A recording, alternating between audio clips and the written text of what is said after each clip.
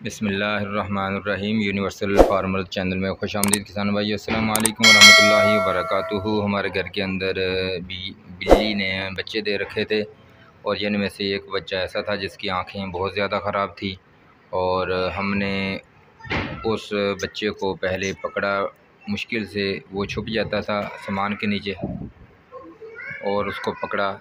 फिर जब उसकी आंखें खोली गई हैं देखा तो उसकी आंखें दोनों बिल्कुल ख़राब हो चुकी थी, बिल्कुल बंद थीं और पीप वगैरह पड़ी हुई थी। अच्छे तरीके से आँखों को पहले गीले कपड़े से साफ़ किया, फिर खुश्क कपड़े से बिल्कुल साफ़ किया उसको और उसके अंदर आँखों वाली दवाई जो है वो डाली है। और चंद मिनट बाद हमने उस बिल्ली के बच्चे के आगे दूध रखा और दोबारा उसको छोड़ा तो वो खुद चलते हुए दूध की तरफ गया और उसने जाकर दूध पिया है। आप देख सकते हैं, ये देखिए हमने दूध रखा था और पहले बिल्कुल बेचारे को दूध नहीं नज़र आ रहा था। जब उसका इलाज किया तो फिर वो दूध पीने लग गया।